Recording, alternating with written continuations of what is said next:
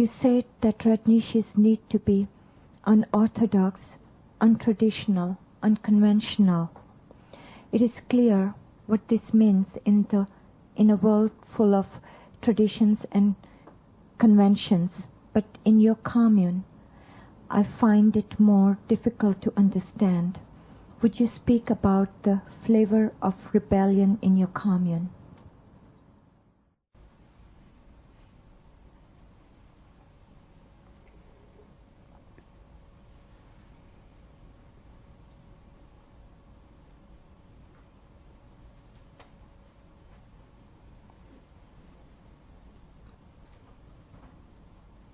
The question is very significant.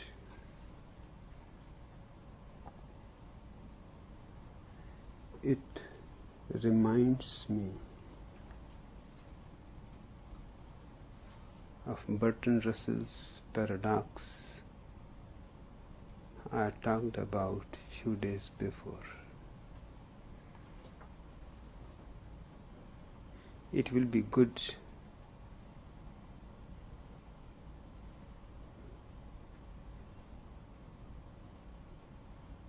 to remember it again.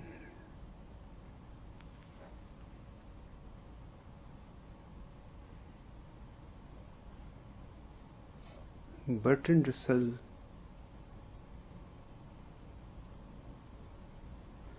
became famous because of this paradox. Before it, he was not known outside Great Britain, and there too as a very young, intelligent philosopher. But with this paradox, he entered into the highest ranking philosophers of the world.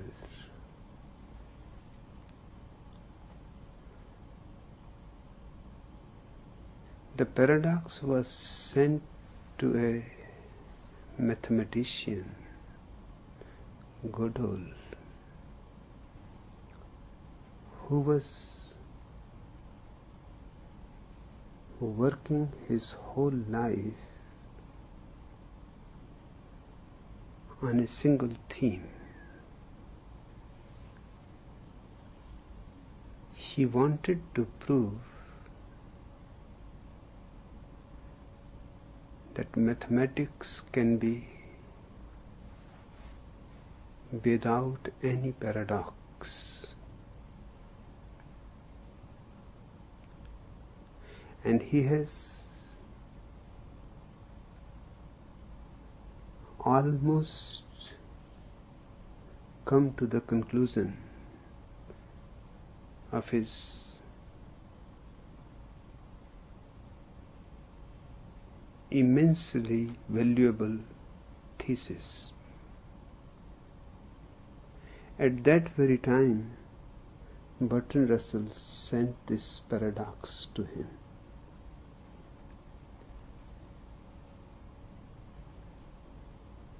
It is very simple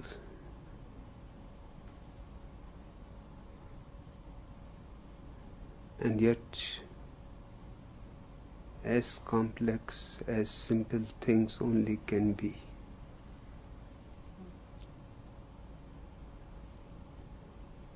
The paradox is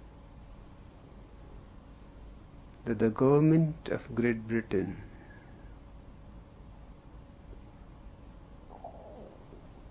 asks all the libraries of the country to make a catalogue of all the books in their library.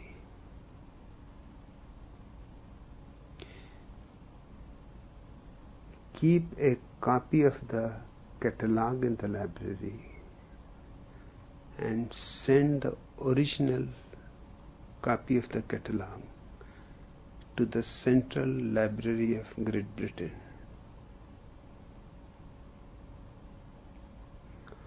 Almost every librarian was puzzled at the end of the catalogue. The problem was faced by every librarian,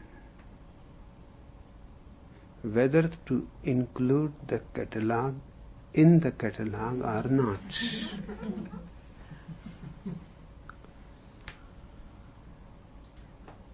The order was clear. All the books in the library have to be included in the catalogue. A copy of the catalogue is going to remain in the library. Hence, it should be included in it.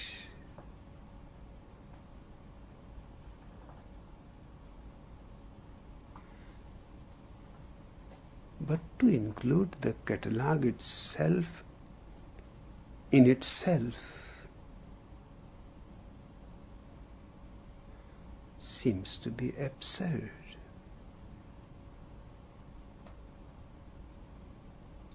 The catalogue should be outside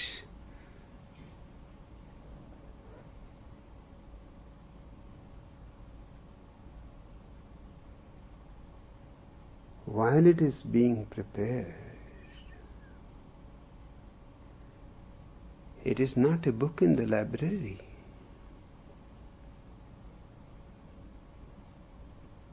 How can you include a book of the future? The order is only to include the books that are in the library. But the problem becomes difficult because once the catalogue is ready and it goes, one book in the library will remain uncatalogued. So few mathematicians choose the first alternative, few choose the second alternative. Few included it, few did not include it. These hundreds of catalogues came into the Central National Library. Now the librarian was very much in trouble because he was ordered from the government to make a master catalogue only of those catalogues which don't include itself in themselves. To separate them was not difficult. He piled those catalogues on one side which had included the catalogue in itself. He piled the other kind of catalogues in which only books were included. The catalogue was not included. Now he was ordered to make a master catalogue only of those catalogues which don't include itself in them. He was in a terrible mess. The problem was again the same. He made the catalogue. Now whether to include this catalogue in the master catalogue or not, the problem has become now more complex. If he does not include the catalogue, then one catalogue which does not include itself in it is left out. The order is clear. All the catalogues that do not include themselves are to be in the catalogue. So the first problem is, if he does not include it, then the order is not fulfilled. One catalogue of the same category has been left out. On the other hand, if he includes it, then he is not fulfilling the order rightly.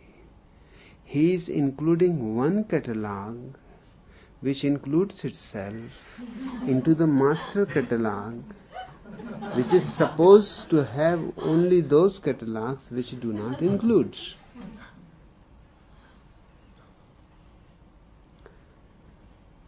Russell sent this paradox to Godel and asked him what is his suggestion, what should be done. You are the master authority on dissolving paradoxes. It is a mathematical question.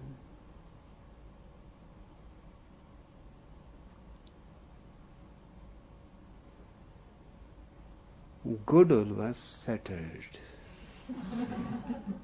His whole life's work was finished. He was a world-famous mathematician.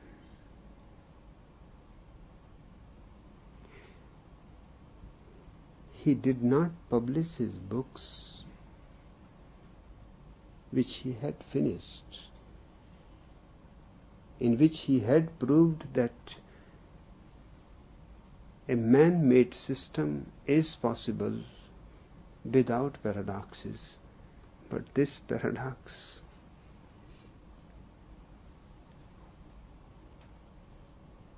his masterpiece thesis on mathematics was published posthumously when he died, because he refused to publish it.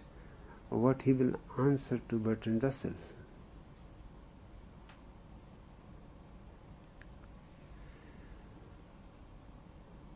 I remind you, because this is actually the question.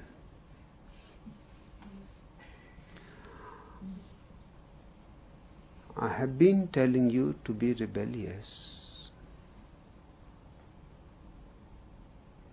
not to be orthodox, not to be conventional.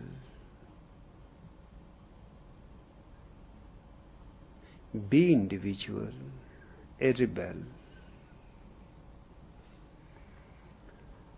The problem is what to do in this commune of rebels.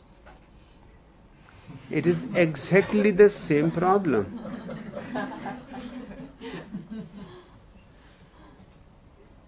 If you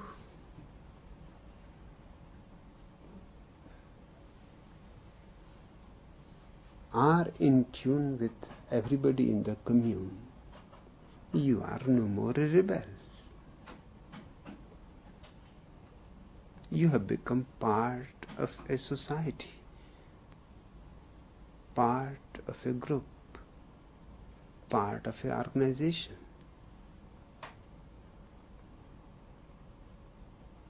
Where is your rebellion? You have become orthodox.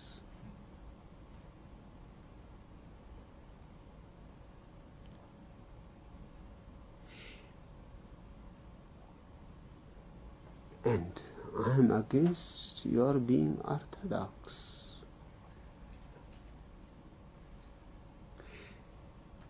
The second alternative is to rebel.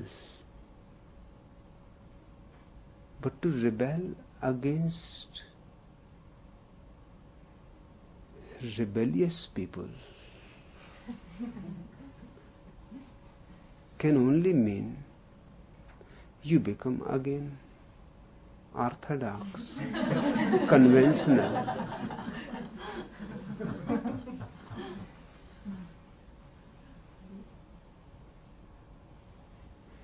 It is the same paradox. Paradoxes are all same. Just you have to find out where is the similarity. But to me there is no paradox. Because I am not Godol. And nobody can shatter me.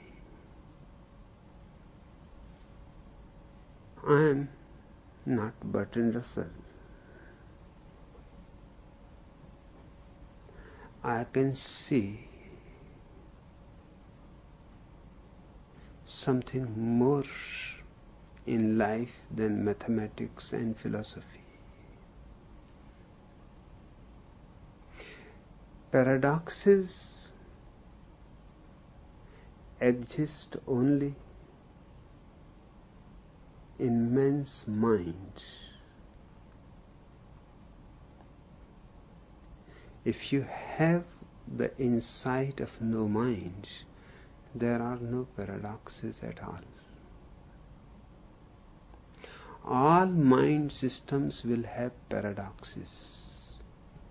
You cannot avoid. Sooner or later you will stumble upon the paradox. Every man-made system. But there is something which is not man-made, the existence. And existence is absolutely beyond paradoxes. In fact,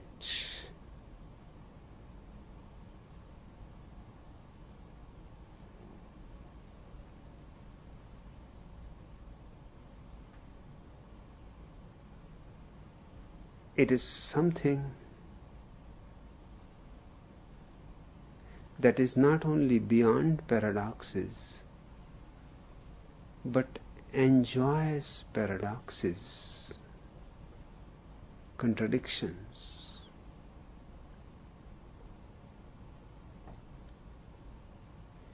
And makes a harmony out of contradictions. Contradictions turn into complementaries.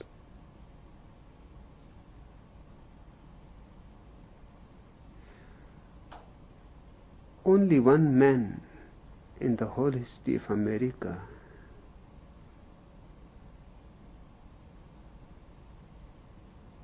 has my respect, and that man is Walt Whitman.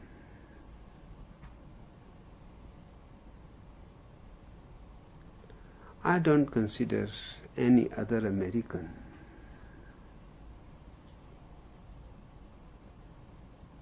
to be of any much worth. But Walt Whitman belongs to the giants of world history. He is reported to said one thing which is also true of life, existence. Just the way I have been told again and again that your statements are contradictory. He was told again and again that your statements are contradictory. In response, he said, yes, I am contradictory because I am vast enough to contain contradictions. You are little. You cannot contain contradictions. That's why you are so much troubled. I am not troubled. I am vast enough. Contradictions can coexist in me.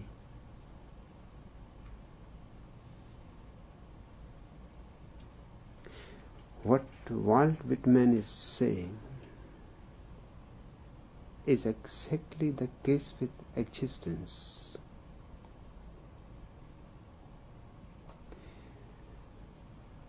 It is so vast, so infinite,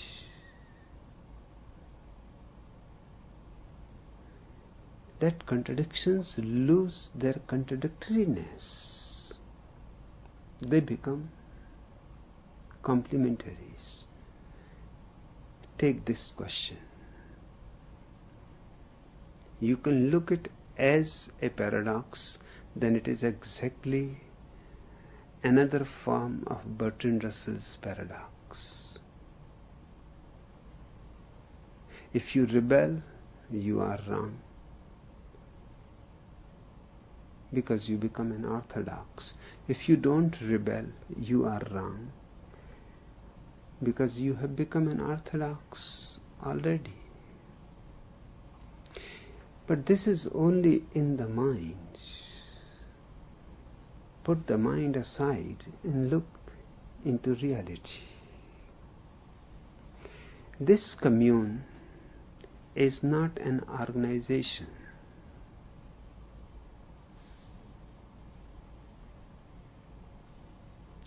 In the sense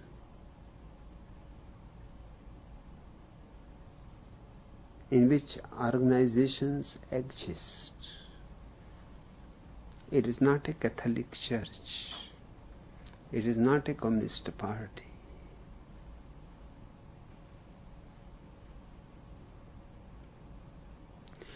Organizations have a certain structure,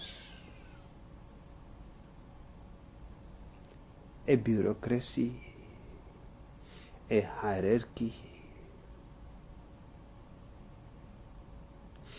Here,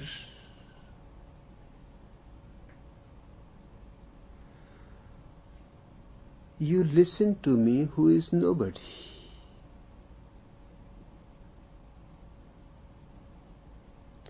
I am not even part of your commune.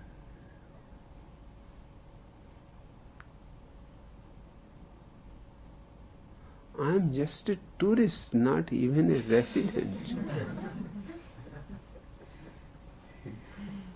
This house is not my residence, just a guest house.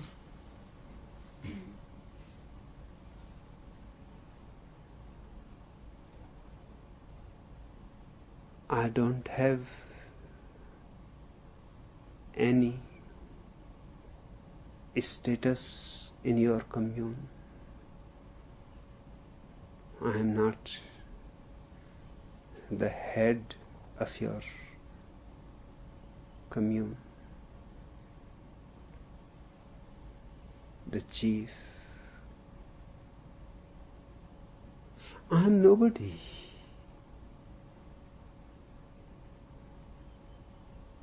Even my name is not part.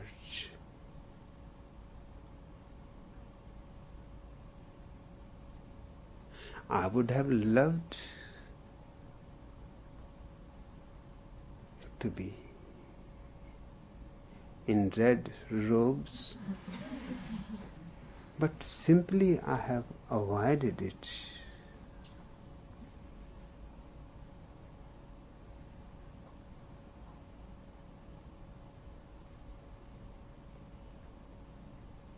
Just to make it clear that I am not in any way part of you. Still you have listened to me. Who has no power? I cannot enforce anything on you.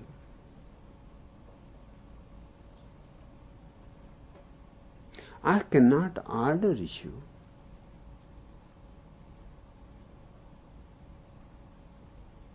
I cannot give you commandments.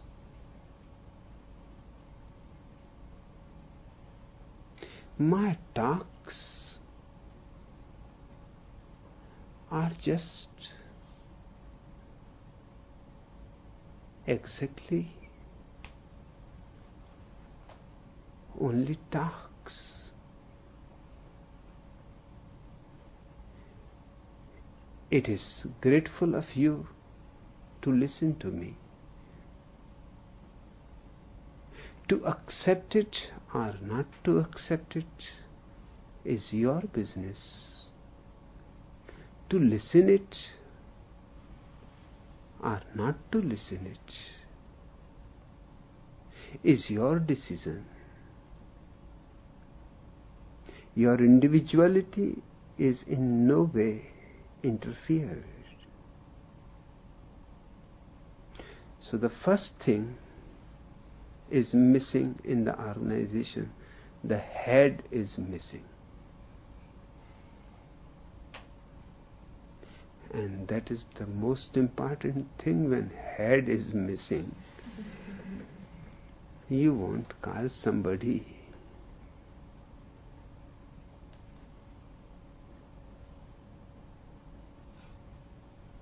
even alive.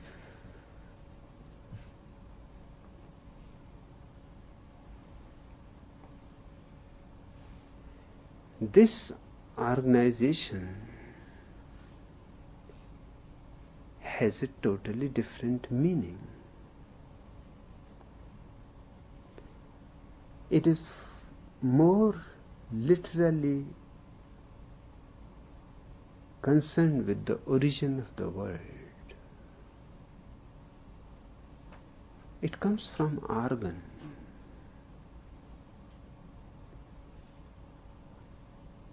Your hand is your organ. Your eyes are your organ.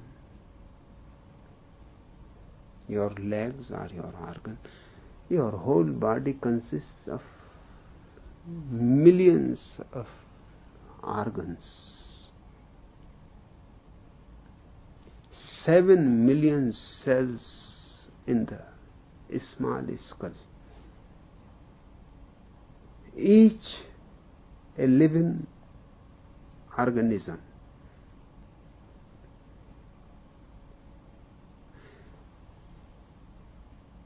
Who is controlling your body? Your body is an organization.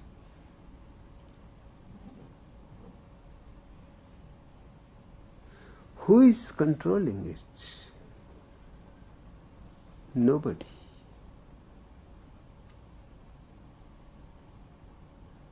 There is no one whose order is the law. It functions perfectly well. Even when you are asleep, it continues to function. Even if you are in a coma for months unconscious, it continues to function. Each cell goes on functioning. Each nerve goes on functioning, goes on doing its work. It is a miracle that without there being any hierarchy, without there being any bureaucracy, without there being any regimentation, any controlling system, the body goes on functioning perfectly well. In fact, if you interfere, then the function is not perfect. For example, you can try one day. You have never thought about it. You go on eating all kinds of things. Once they go down your throat, you never bother about them, what happens to them. You think the real work is finished. It has only begun. The real work is not eating and swallowing. The real work is after that. And it is tremendous.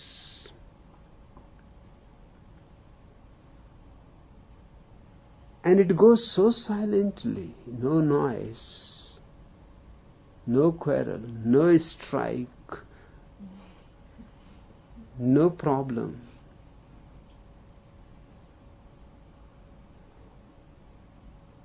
All food is being separated, divided, sent to different parts where it is needed. Blood is continuously carrying all nourishment to every corner of the body, and in return taking back all used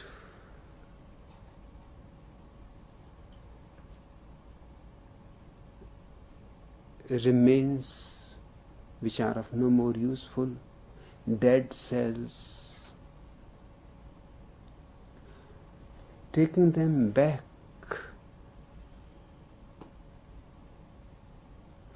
How the blood decides that what is nourishment which has to be sent to a particular spot and delivered there,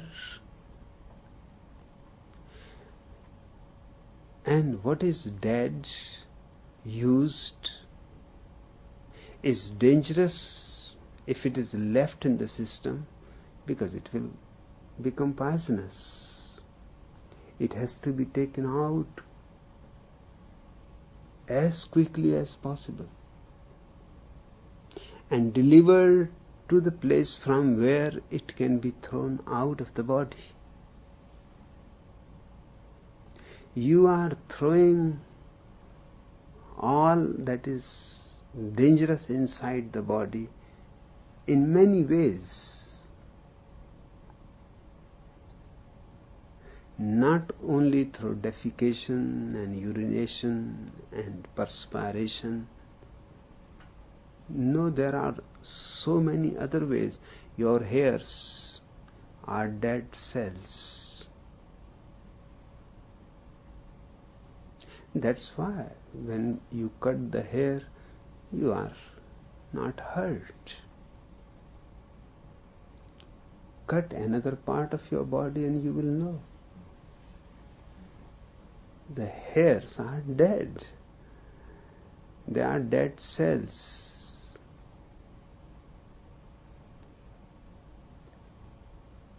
Your nails are dead cells.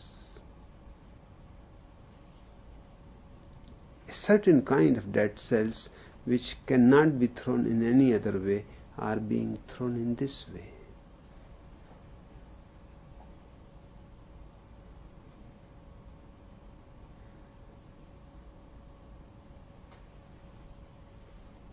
The whole body is the true meaning of organism. A commune is an organism. In that sense, it is an organization.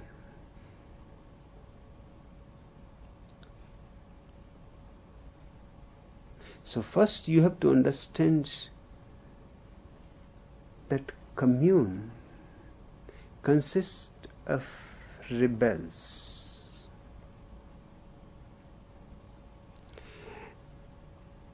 And no idiot can be a rebel. Only a very intelligent person can be a rebel. For the idiot, stupid, mediocre, it is easier to remain with the orthodox conventions, traditions, with the crowd, with the mob.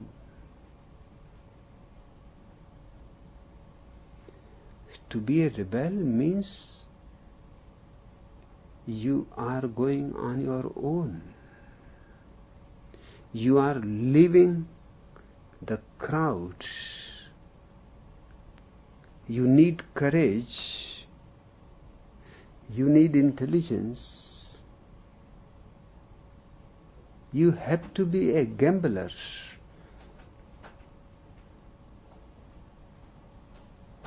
You enjoy risking even your very life.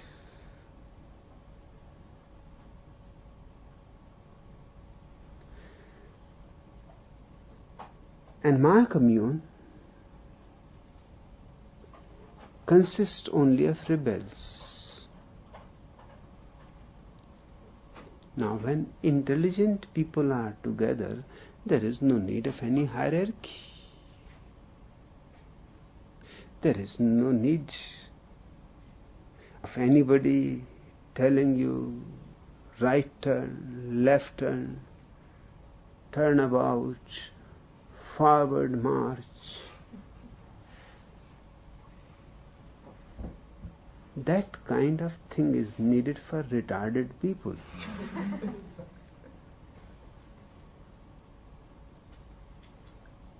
I have heard of a philosopher.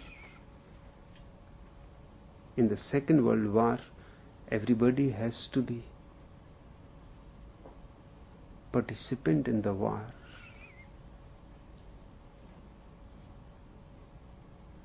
This poor philosopher was also asked to go to war.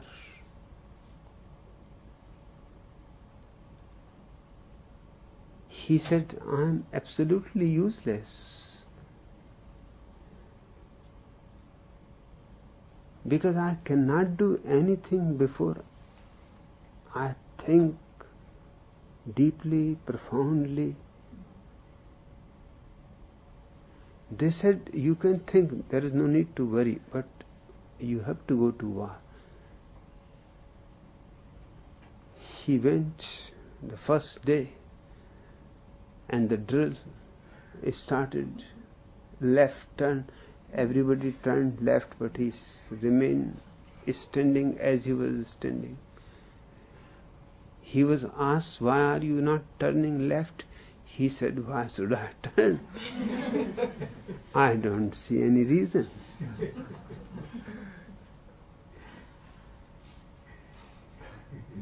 I am really puzzled why so many people have turned. Just because you say turn left. First tell me what is the reason why we should turn left. Why not right?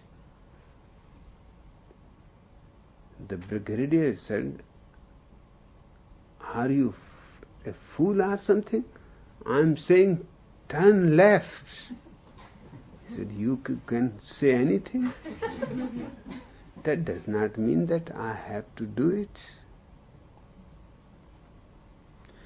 The brigadier left him standing, ordered people to turn right, to turn this and that, and finally they were all standing again. Then the man said that I don't see the point. I have been standing in this position the whole time. These poor chaps have been turning round, and finally they have come to the same state where I have always been.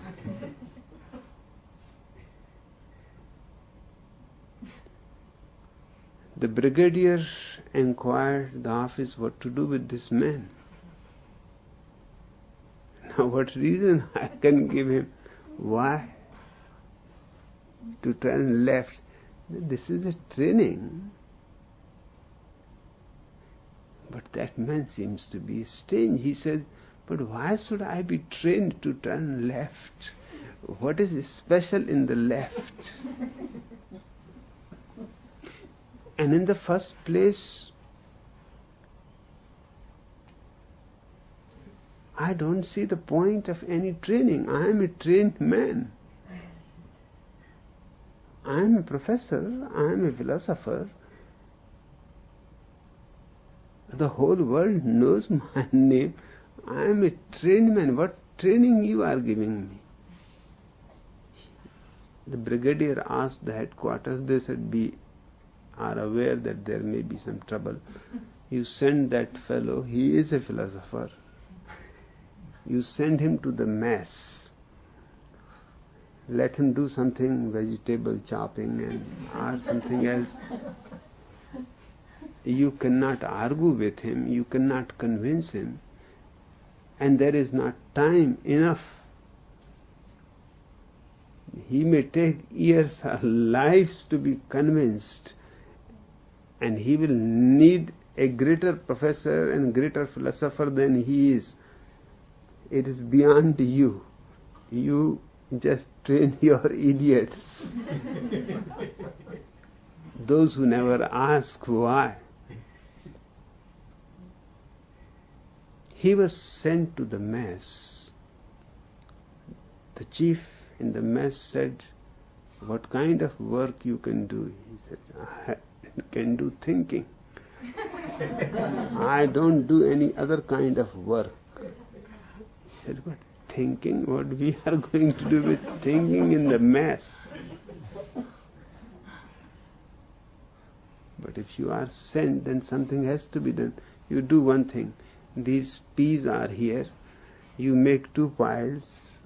Bigger peas on one side, smaller peas on one side. And you come again to the paradox of Bertrand Russell. After half an hour, the officer returned and the philosopher was sitting exactly as he has left him, and peas were lying down exactly as he has left them. He has not even touched a single pea. He said, what are you doing? Half an hour has passed. Where are the piles? He said, I have not been told where I have to put the peas which are not big, not small, just the middle size.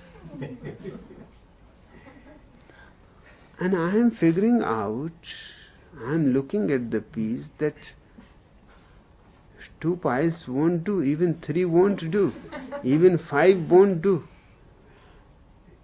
In fact, each pea has its own pile. Because there is no other pea exactly like it. How I can make a pile? In fact, they are perfectly well as they are. Individual. No 2 peas are similar, has never been similar, will never be similar.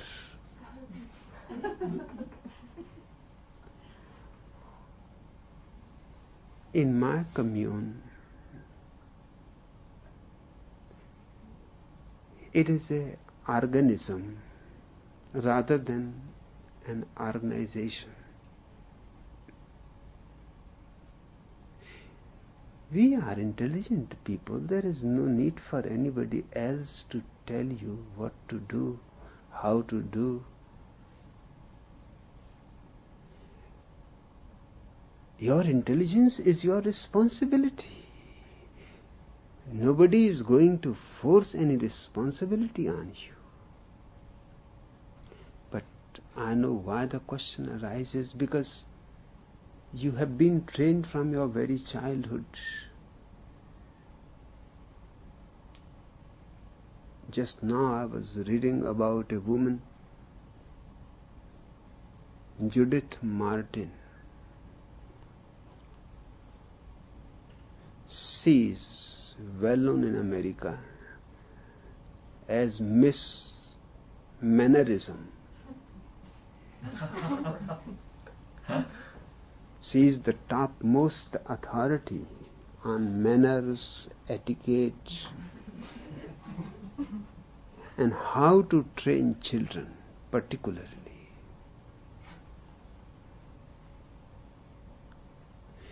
She says that each child is a savage.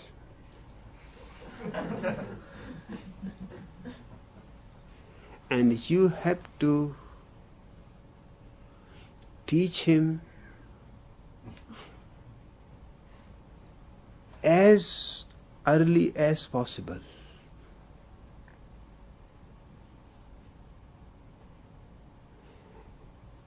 And what are the methods of teaching? Two methods, example and nagging.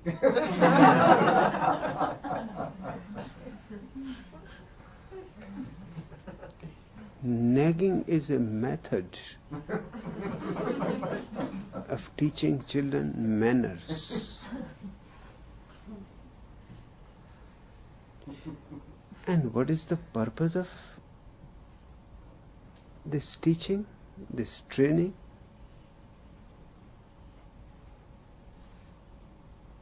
So that the child can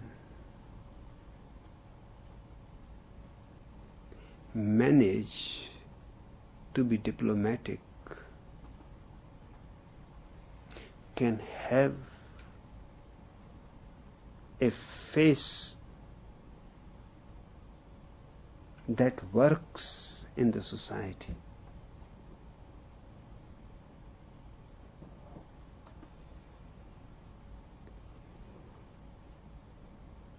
Can be successful in business, in politics.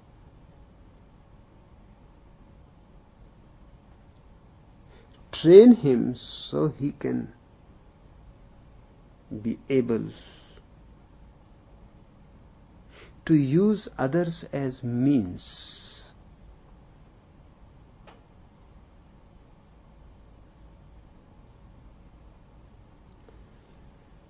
And things that she says the child has to be trained.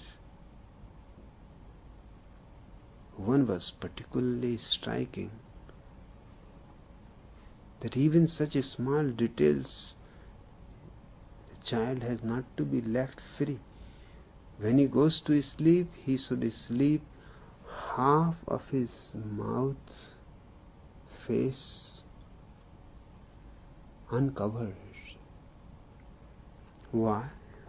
So that visitors, guests can see whom he looks like.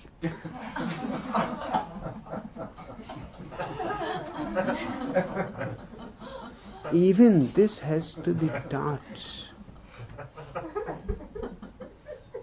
He is not free even to cover his face or not to cover his face.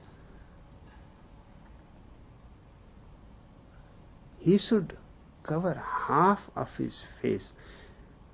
That was very striking. I can understand half for the guests so that they can think whom he looks like. But why cover half? Why not open? Leave the whole face uncovered so the guests can actually see completely, perfectly. No, half has to be covered because that helps people's imagination. In fact, no child looks like anybody. You have to project.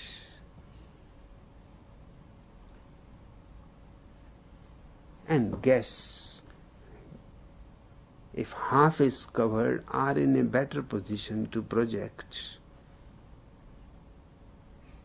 You can imagine about a man or a woman's body when it is covered. When the man or woman are standing naked in front of you, you can have a look. There is no reason for imagination. How long you can stare?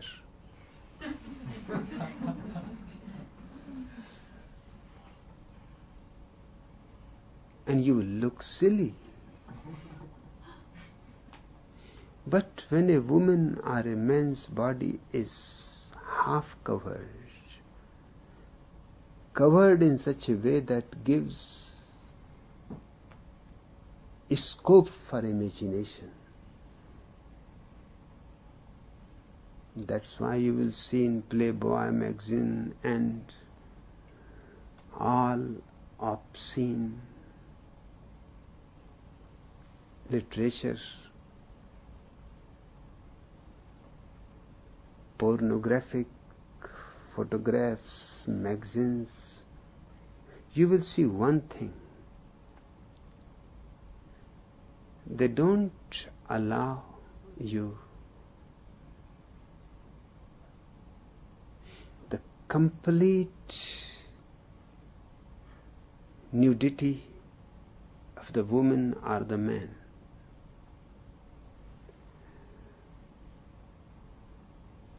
In many ways,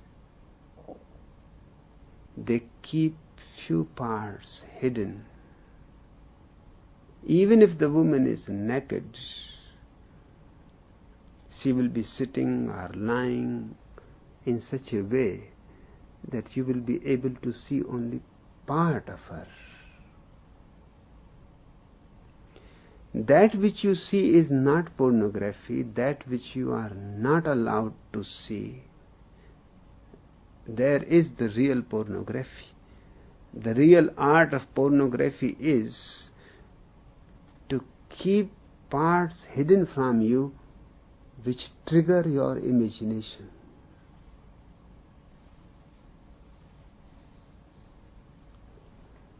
This mannerism, mismannerism,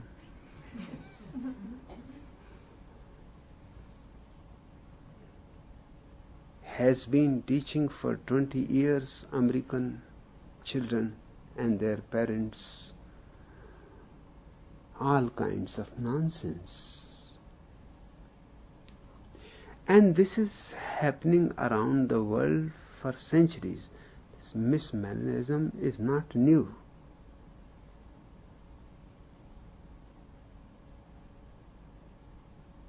Everything has to be told because that has been accepted, that the child is basically a savage.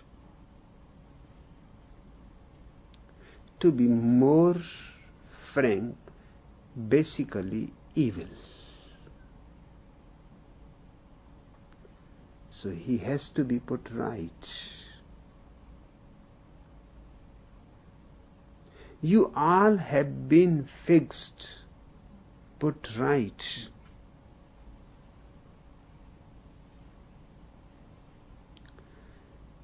So when you become part of a commune like this, the question arises, are you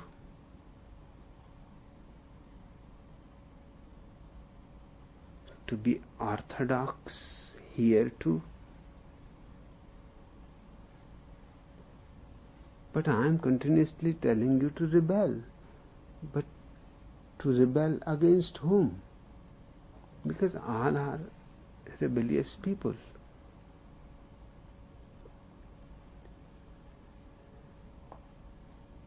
One thing,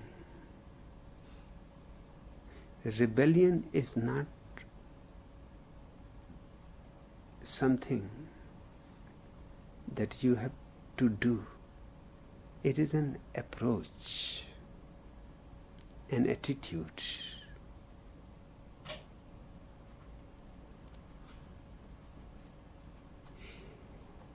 The attitude is that you will respect yourself as an individual and you will respect everybody else in the same way. Nobody is lower than you. Nobody is higher than you. Remember, it is very easy to accept the idea that nobody is higher than you. But that is not rebellion. That is jealousy.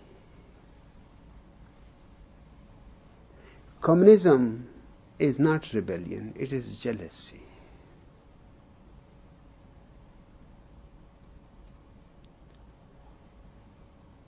Rebellion is when you accept that nobody is higher than you, nobody is lower than you. In fact, the categories of lower and higher are inapplicable. Each is so unique that it is not possible to compare two persons. So how you can put somebody higher and somebody lower? They are so different and so unique.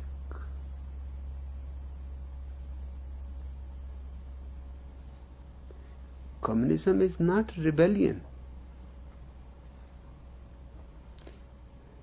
That's why I continuously try to make the distinction between the word revolution and rebellion. Revolution is orthodox. It is nothing new. There have been many revolutions in the world.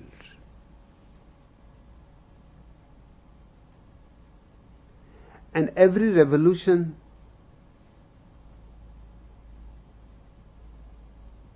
has been very orthodox in its functioning.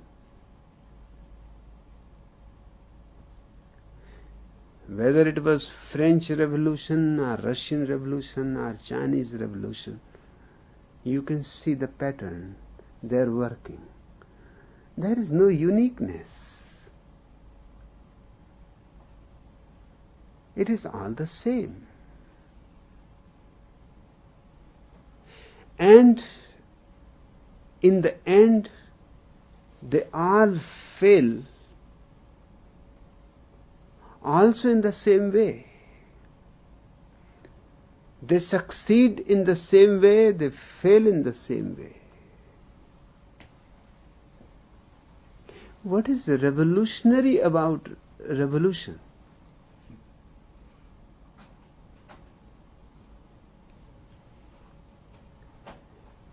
And what is the base of all these revolutions? It is always jealousy.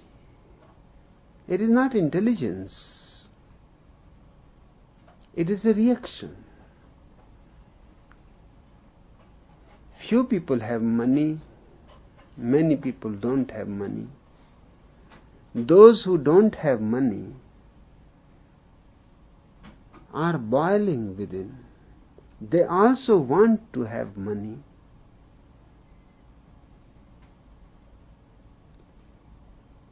But they don't have the talent or the opportunity to manage in becoming rich.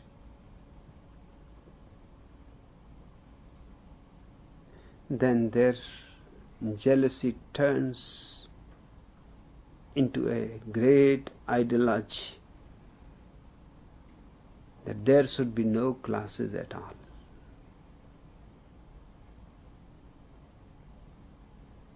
There should be nobody rich, nobody poor.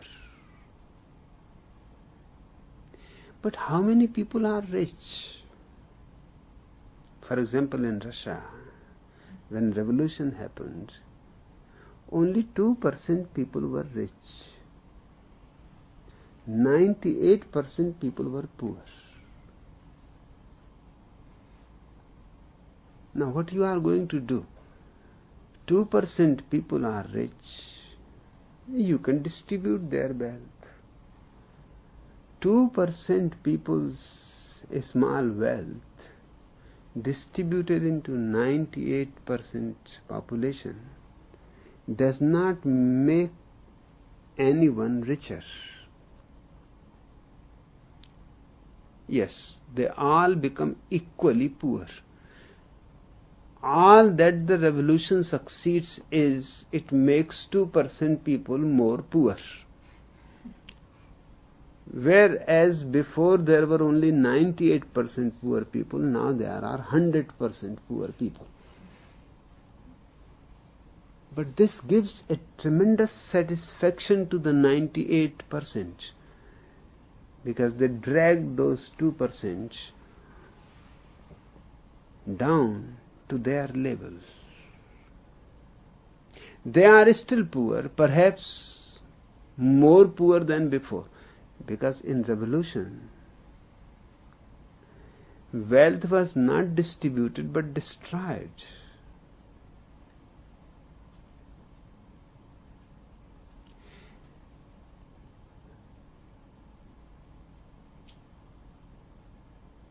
I have never heard the name of Portland. Before I read a book in 1950 by John Reed, 10 days that shook the world. It was because of John Reed that I came to know about Portland. John Reed was born in Portland and lived in Portland. He was a journalist in Portland.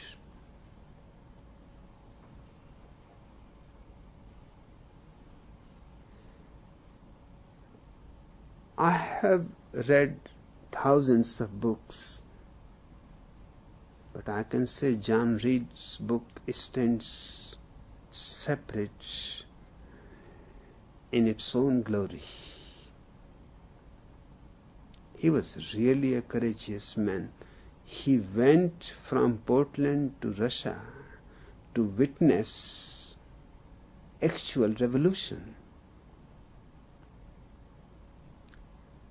And the book is a masterpiece. He was not a communist, but whatever he saw, he has described it. And it is certainly one of the greatest descriptions, eyewitness descriptions. When the people entered into the Tsar's palace, he could not believe what they were doing. Because in Tsar's palace, perhaps there were more valuable things than any other palace of the world. All kings were paupers before the Russian Tsar.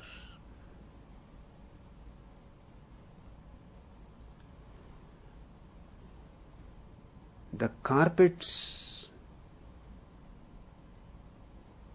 were so valuable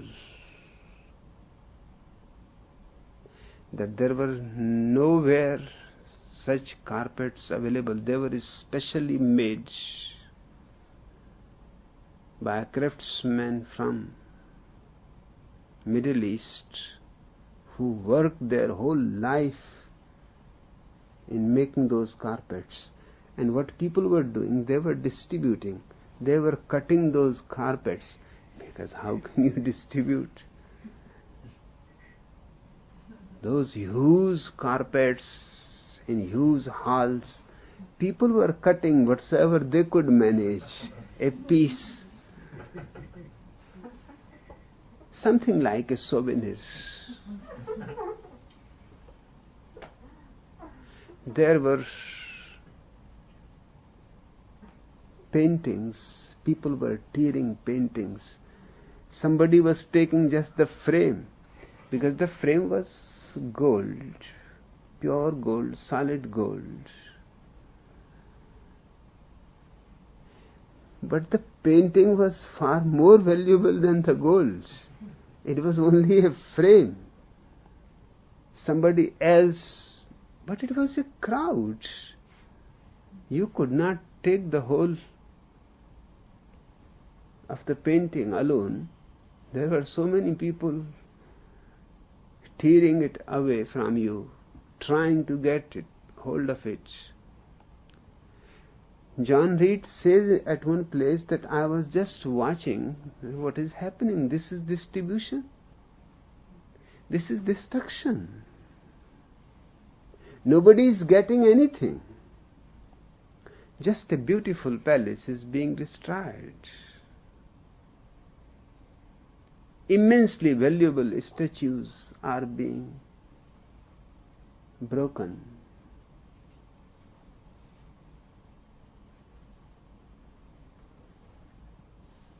Great chandeliers people are tearing apart and taking pieces.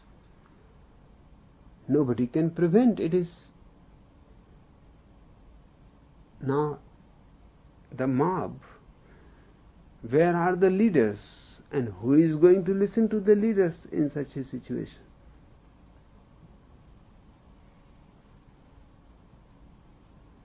And this was happening all over the country. He saw that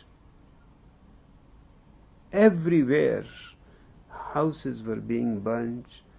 Tsar's whole family, including a 6-month-old child, in all 19 people were burnt alive.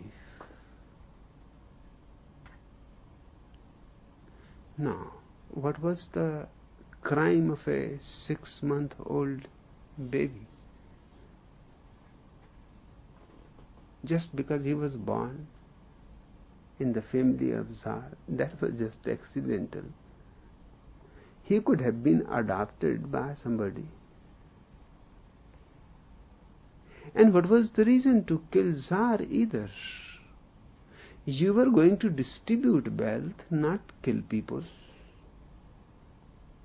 And now Tsar was no more Tsar. You were in power. He was nobody. He was just a prisoner. What was the point to kill these people, women, old women,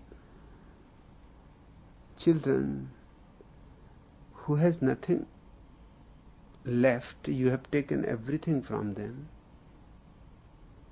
Now life has also to be distributed.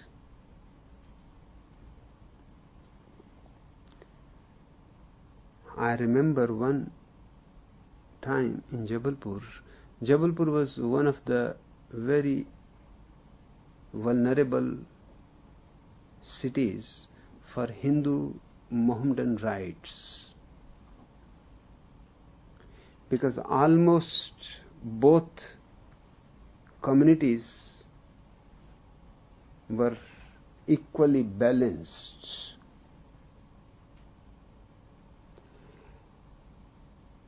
And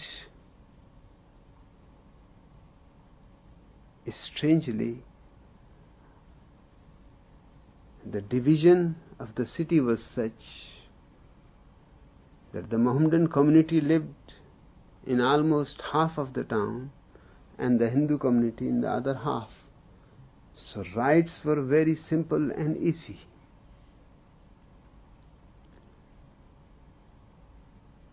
It was an almost 2-3 years and there will be a right. Anybody can create. It is so simple.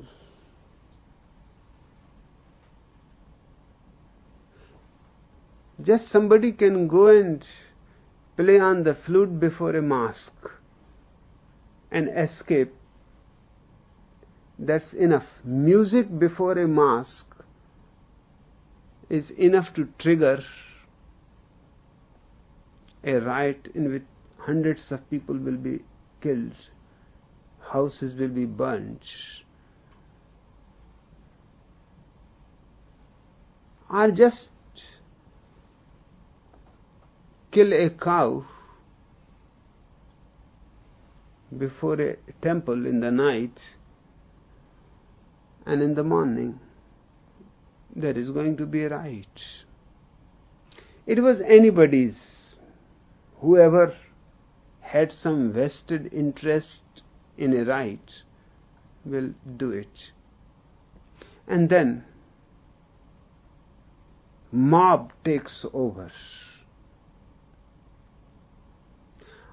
I was in a bookstore. The bookstore was on a first floor, so I could see from there what was happening on the street below. And there was no way to go, so I had to simply wait and see. There was in front the biggest watch company of Jabalpur, and people were taking watches, clocks, and one man, a Gandhian, was trying that don't fight, Hindus and Mohammedans are all brothers, and Mahatma Gandhi has been telling that both the religions are the same. But he was seeing also that people are taking things, nobody is listening to him. Who bothers about such sermons in such a place where you can get a beautiful watch or a clock or anything? Just free, it was yours, just you have to find.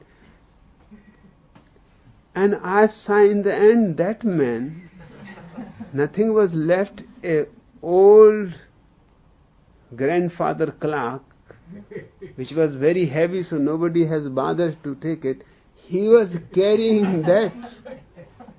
I had to come down and I asked what happened. He said what to do. Nobody listens. Just I was going in last, so I said the sermon I can give again. Only one clock was left there. But I said, that does not look right for you. You are a Gandhian, robed in Gandhi white dress. He said, that's all right, but one has to look to one's business too.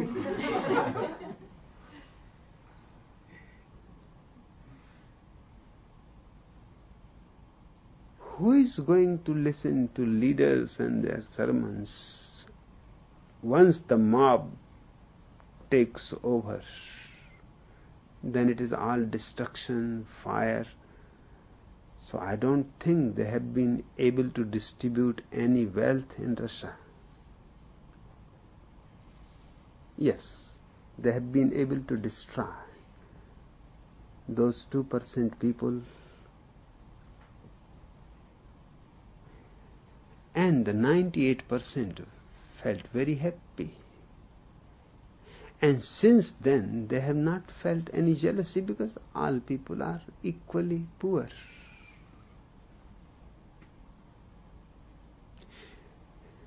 This kind of revolution, I don't call it a revolution. It is nothing.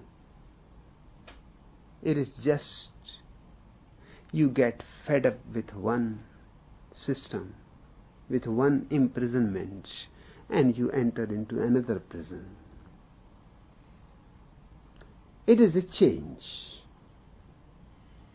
Hence I use the word rebellion to make the distinction. Rebellion is individual, one thing. Revolution is collective. You need a communist party for a Russian revolution. Without the communist party, you cannot do the revolution. To be a rebel, you don't need to organize first a communist party. You can be a rebel this very moment, the moment you understand that you have been forced by the society, by these mismannerisms, and all kinds of stupid people have forced you to become what you are. This is not your reality.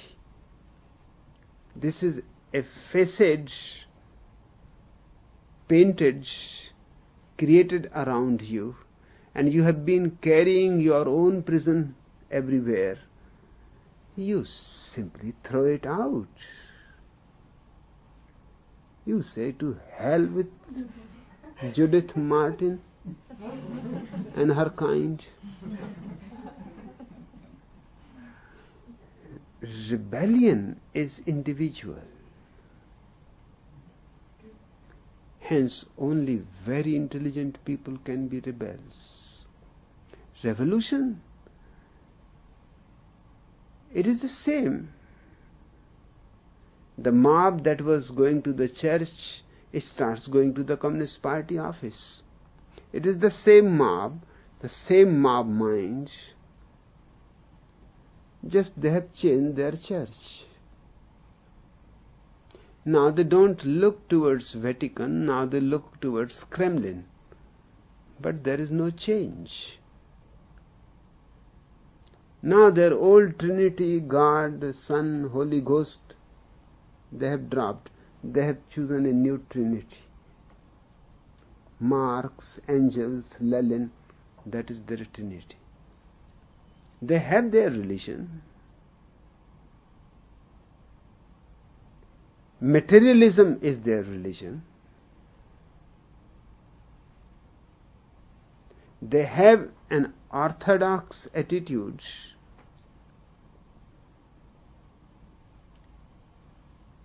Those who were a little bit rebellious, for example, a man like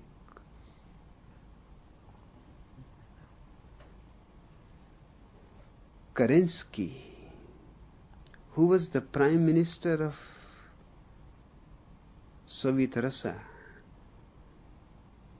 before the revolution.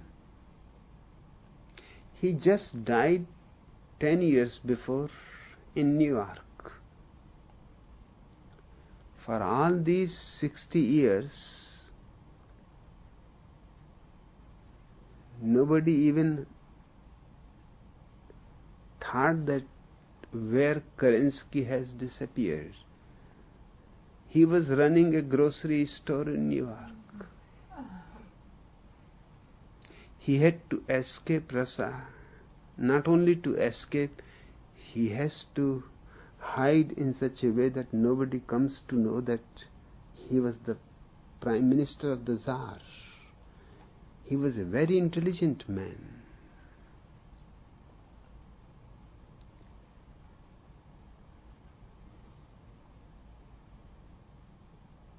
And it was not that he was against communism. And Lenin was not that intelligent a person as Kerensky. That was the trouble. Kerensky said that Karl Marx was right in his time. Things have changed. And we have to change the Marxian ideology according to the time.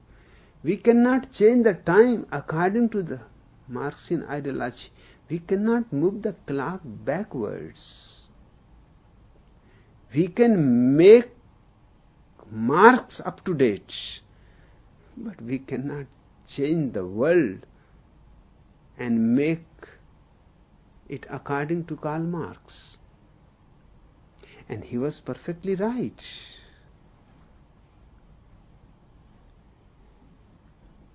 But he was an intellectual. The mob does not understand these fine delicacies of thinking and ideology.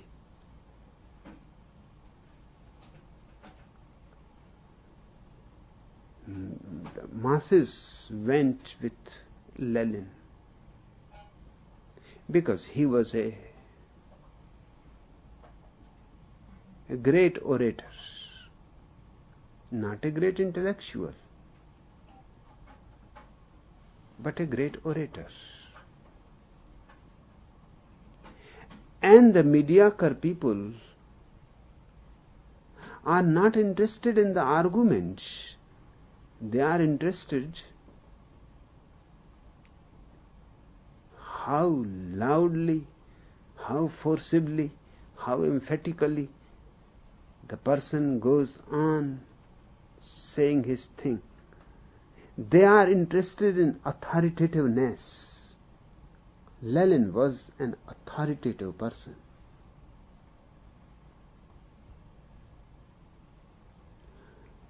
It is strange that authoritative people have always influenced masses. Now, what Jesus has got as an intelligent argument for his philosophy? Not a single word. Just authoritative statements. Blessed are the poor, for they shall inherit the kingdom of God. Now please give us the detailed argument, the procedure, why, how, why the poor are blessed. It does not seem so. They are the cursed, the wretched of the earth, and you are calling them blessed. Please give some reasoning. And if they are so blessed, why God makes them poor?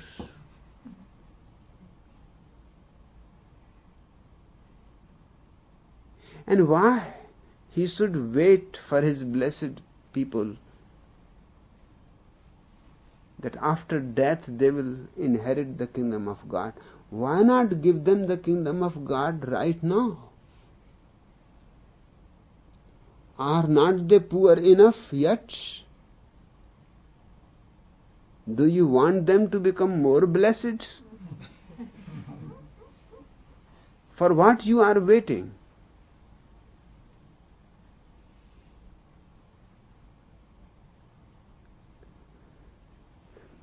But there is no argument.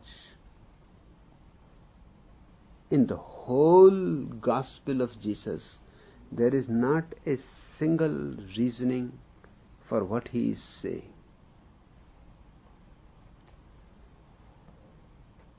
But the greatest religion of the world comes out of this man.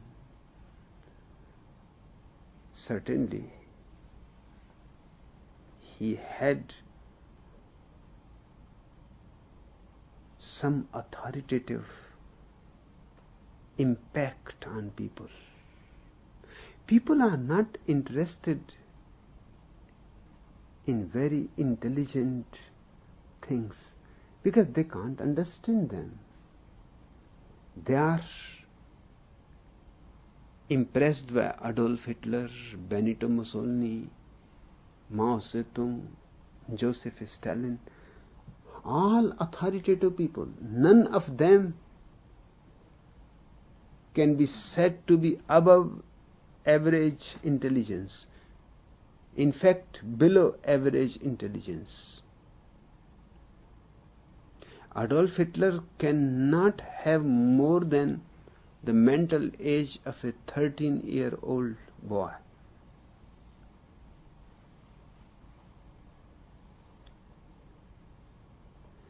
But people are impressed. Revolutions have been created by authoritative people. And authoritative people are orthodox people. Yes, they are against the old orthodoxy. They create new orthodoxy.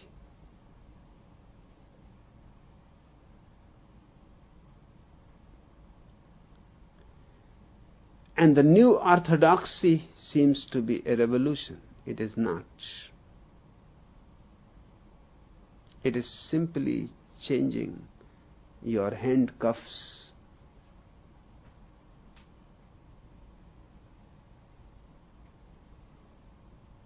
You will have different handcuffs. Perhaps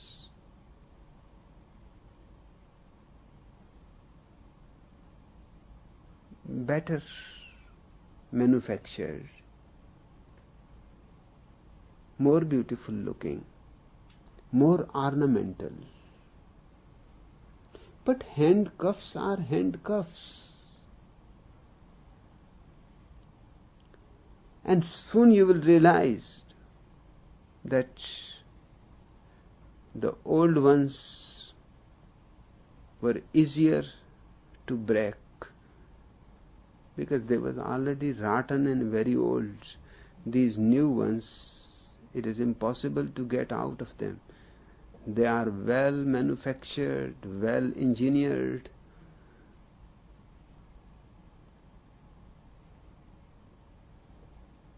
They are more scientific. Now in Russia, try to do a revolution. In Tsarist Russia, revolution was possible because it was an old, very old, ancient empire, tottering itself.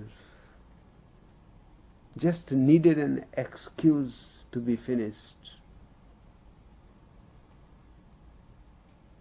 But the new empire that is now communism is fresh, young, with all high technology behind it, well organized, because it knows what happened to Tsar. It won't allow the same to happen to it. Every revolution dies into another orthodoxy. It has been always so. That's why I am not for revolution.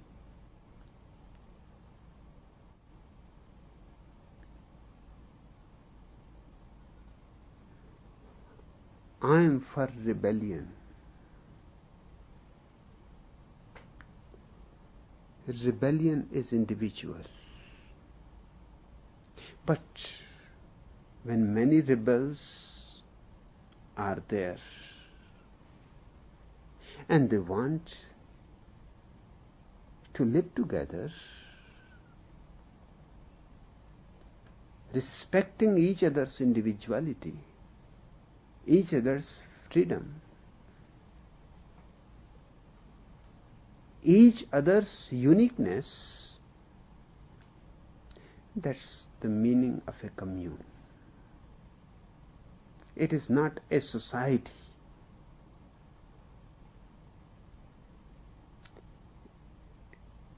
It is not an establishment.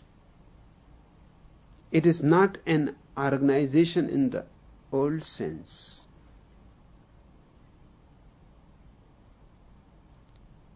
It is a communion of individuals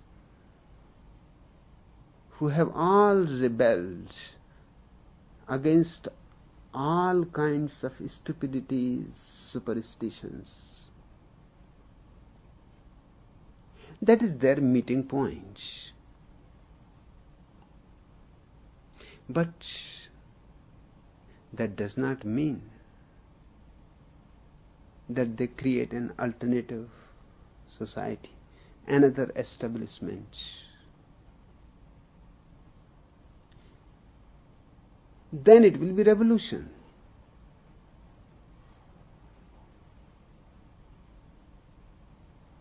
Try to understand the difference clearly. If they don't create any establishment and start living intelligently together, Howsoever difficult it is going to be a little difficult. Otherwise, why people have chosen to make organizations and establishments? It is less difficult. The trend all over the world is change man by the machine. Because the machine is more convenient. Never asks for more wages, bonuses, never goes on a strike, never tries to make a trade union. It is very convenient. So everywhere man is being shifted out of employment. Machine is taking his place. Soon you will see that people will be paid if they are ready to remain unemployed, if they are ready to give their place to the machine. They will be paid for it. It is going to happen in the advanced countries very soon, because machines can do better work than you, more work than you. There is no question of 5 hours, 6 hours, 7 hours, 5-day week, 4-day week. There is no question.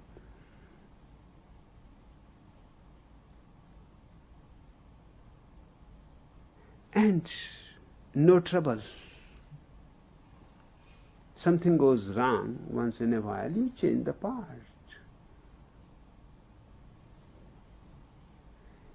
With men, there is constant trouble.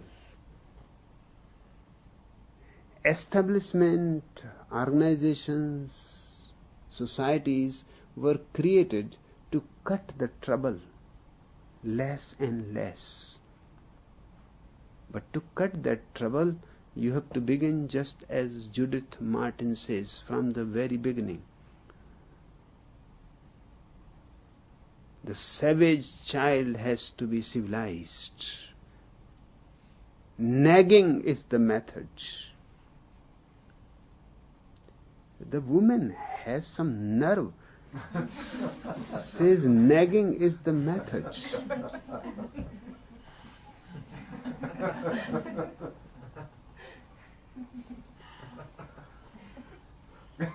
I don't think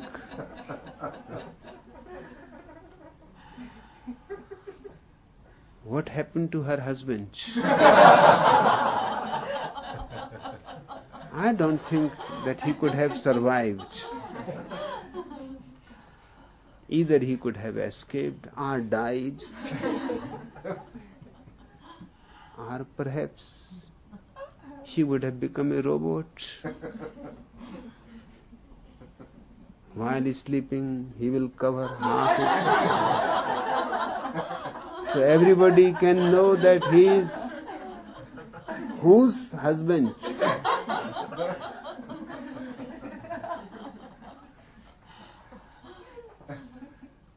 All around the globe, people had to create these systems just to create in a convenient way. Otherwise, if all people are left alone on their own, there will be chaos.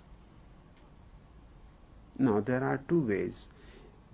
Yes, there will be chaos if people are not intelligent.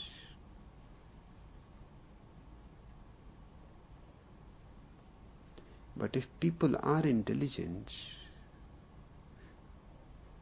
there will be a chaos, but a chaos out of which stars are born, a chaos which is creative.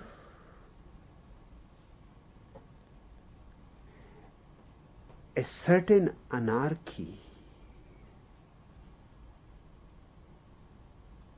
but it is not destructive. I simply believe in the individual. I simply want intelligent people to live harmoniously out of their intelligence. And if they cannot live out of intelligence, then it is better to die than to become robots, to become machines, to be nagged and to be imprisoned in all kinds of slavery. It is better to be finished. Either we should live intelligently and our ardor will come out of our intelligence, not vice versa. That's what has been tried on before. Force ardor so that people can function intelligently. Now that is absolutely stupid. Once you force ardor, you destroy intelligence, you destroy even the possibility of it ever growing up. There is no need.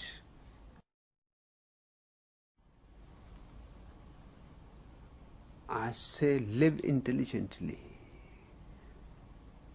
even at the risk of disappearing from the earth. What harm it will be? If Hindus are not there, Mohammedans are not there, Christians are not there, if nobody goes to the church and nobody goes to the temple, what harm? The birds will be there, the deers will be there,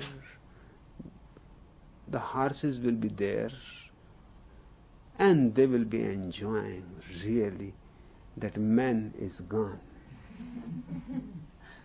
There will be such a celebration that even trees will be dancing. They will forget that they are rooted and they cannot dance. They are not supposed to dance. They will dance if they come to know that man is gone. Man has been a calamity, a curse to existence.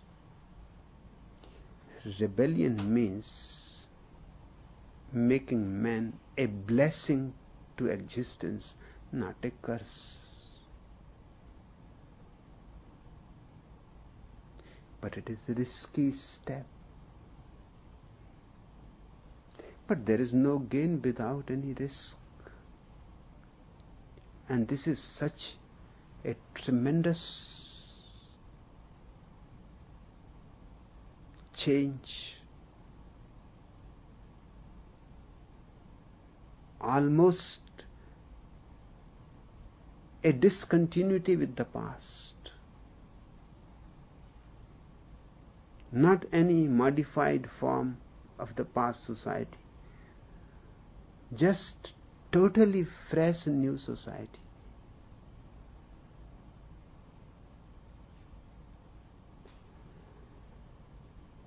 There is no paradox. Here you have to be rebel,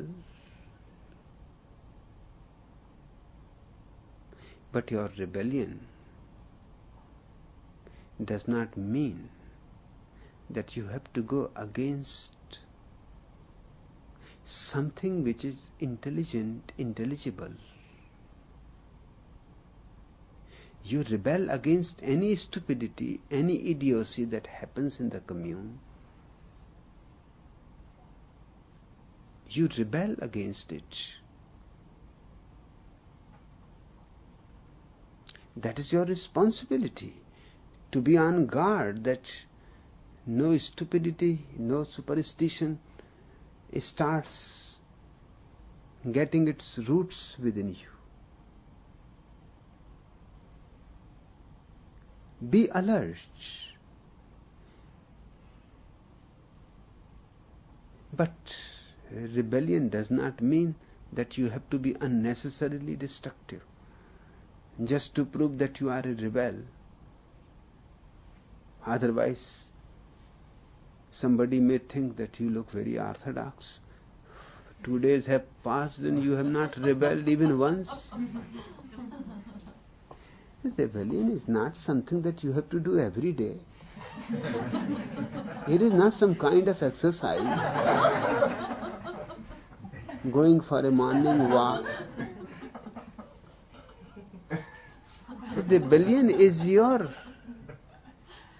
attitude of looking at things, of watching at things, what is happening in you and what is happening around you.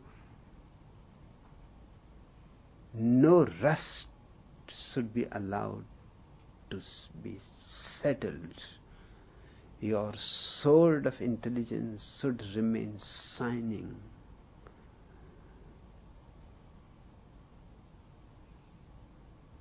That's all.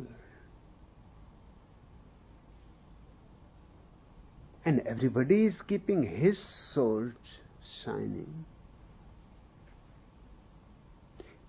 Nobody is keeping your sword shining.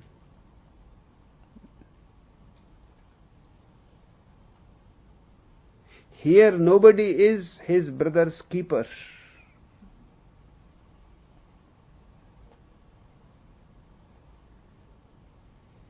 You have to be on your own. So, orthodoxy cannot enter.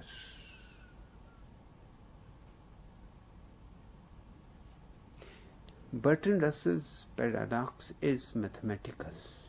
It is not existential. He should have asked me, he asked the wrong person, Godot.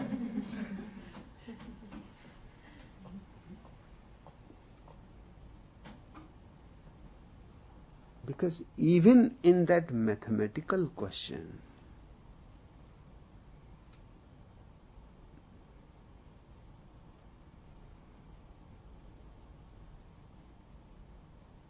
there was a way out.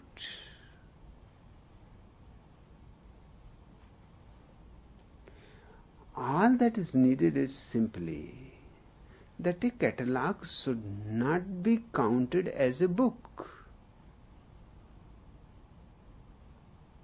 A catalog is not a book. It is only a question of definition. That poor Godol unnecessarily got disturbed. He should have simply said that a catalog is not a book.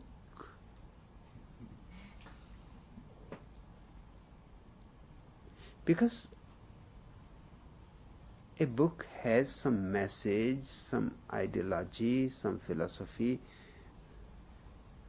What ideology, what message a catalog has? A catalog is only a list.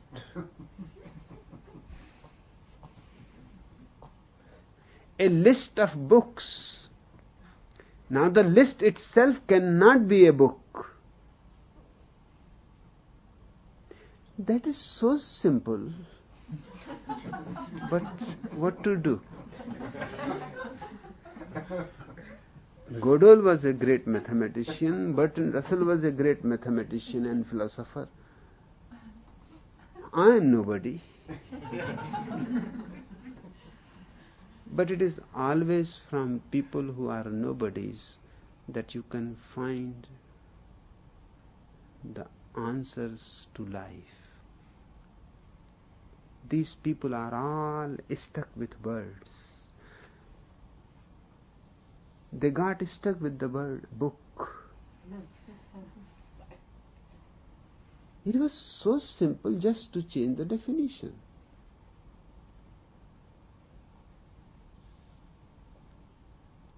In India there was a situation. In Himalayas there is a wild cow. It is called Nilgai, blue cow. It has a bluish tinge to its white color. It is wild and dangerous.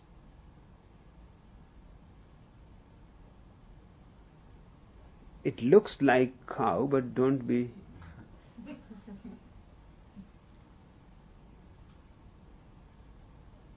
too much impressed by the word cow. It is not a cow, it is more like a wolf. Looks like a cow, so its name is cow. In the Indian Parliament there was a problem because the population of these blue cows was increasing so fast, and they were coming down the Himalayas to the plains, destroying people's crops, and they are so dangerous that they were killing people. Their horns are such that they just put their horns into your chest, and their horns will go just through your chest and come out from your back. You are finished in a single attack. So people were afraid. They never used to come down to the plains. They remained in the Himalayas. There was no problem. But their population was increasing, so there was not food enough for them there. They started coming down. Now in India there is a problem. Cow is a holy animal, the holy mother.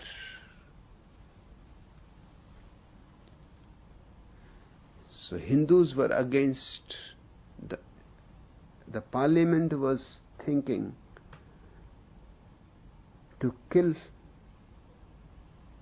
all these cows which are coming to the plains, just shoot them. There seems to be no other way. But the Hindus were against that. You cannot kill our cows. If you kill our cows, then there will be immense trouble. And there would have been immense trouble. They are our mothers.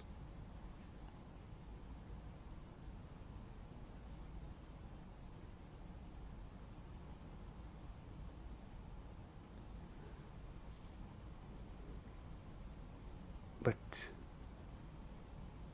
one man, a very intelligent man, Dr. Baba Sahib Ambedkar, he was a Sudra, an untouchable. And he was against the Hindus. He was a Hindu, but the lowest. So he was continuously trying his hard. Either the Sudras should become Mohammedans, or they should become Christians. But they should not remain Hindus, because what is the point? You live in a society, you are part of the society, and the society treats you absolutely inhumanly.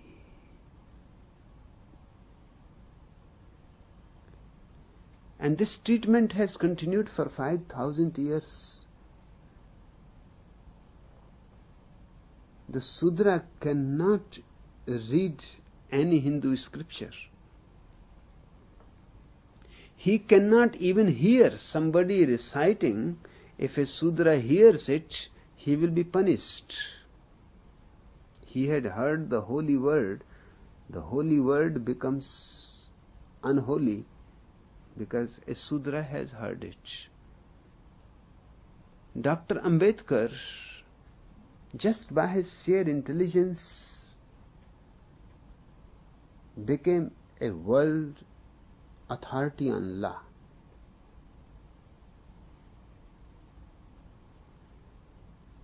He suggested a simple solution.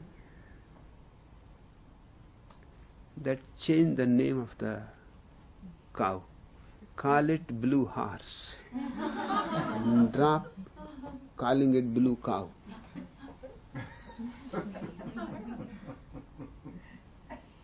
And that did work. A bill came against the blue horse. No Hindu bothered. Who bothers about horses? They are nobody's fathers. Are blue horses, nobody bothered that who are these blue horses. And blue horses were shot, killed. It was only after everything was finished that it was realized that these were blue cows. But now it was too late.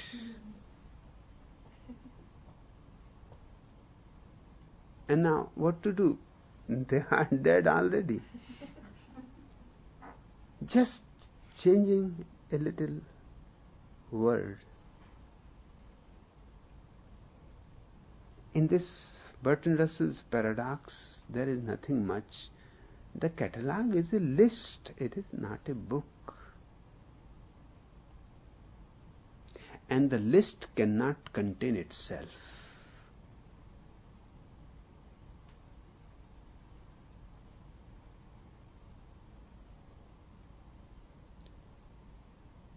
Because it is a list of books. And the final, the master list, it can also be very simple. The master list cannot be included in the list itself, because that list is not of master lists. It is of ordinary lists. How a master list can be included in an ordinary list? When you make a list of master lists of all the world libraries, then of course it will go into it. But then the super master list will be out. Something has to remain out. There is no problem, no paradox in it. But it is jugglery of words. In my commune, you have to remain rebels. Of course, you won't have enough chances to use your rebellion. And that's the whole purpose of the commune. You have used your rebellion, your chance to rebel against the orthodoxy.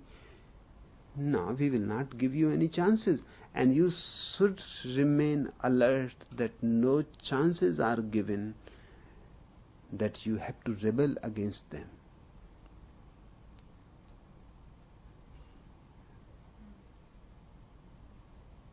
In a commune of rebels, every rebel is a guardian,